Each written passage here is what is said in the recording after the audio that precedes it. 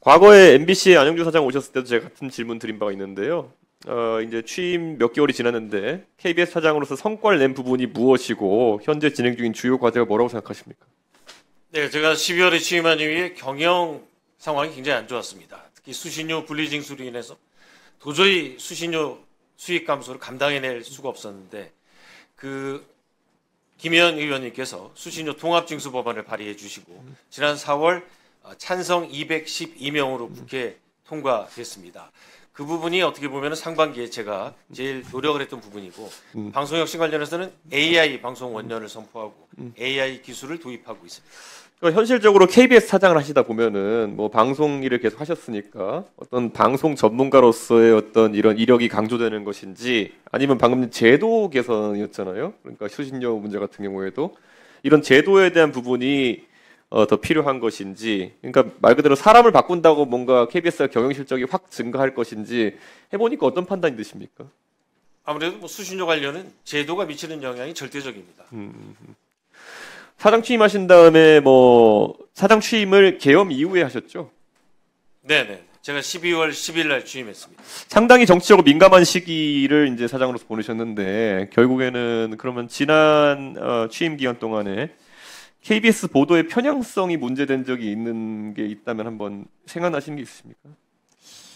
제 취임한 이후에 뭐 특별히 크게 문제된 건 없다고 생각하지만 그 현업에서 일하는 기자, PD 그런 분들은 또 여러 가지 방식으로 문제를 제기할 수 있다고 생각합니다. 최근에 KBS에서 제작했던 공대에 미친 중국, 의대에 미친 한국 요 다큐 같은 경우에는 굉장히 반향을 일으켰고 실제로 이런 것들이 수신료의 가치를 보여준 좋은 사례였다 이렇게 얘기하는데요.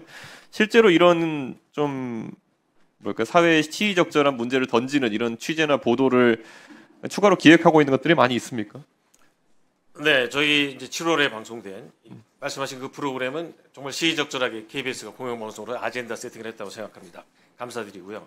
저희가 이제 대기획 프로그램 트랜스휴먼이라는 프로그램이 또 나갑니다. AI 시대에 과연 인간은 무엇인가, 어떤 식으로 진화하는가라는 걸 조명하는 프로그램이고요. 또 역사 다큐멘터리 같은 이 고품격 다큐멘터리 프로그램도 준비하고 있습니다. 그러니까 결국 KBS에 지금까지 제가 과방위원하면서 구조적인 문제를 보자면은 재원은 한정되어 있고 제작 비용은 상승하고 그 과정에서 인력을 급히 줄일 수도 없고 결국 이런 좀 삼중고 같은 상황이 지금 이제 발생하고 있는 것 같은데 이를 해결할 수 있는 해법 중에 하나로서 AI를 제작 환경에 많이 도입하는 것이다. 아까 사장께서도 AI에 대한 부분을 얘기하셨지만은 저는 그렇게 생각하는데요.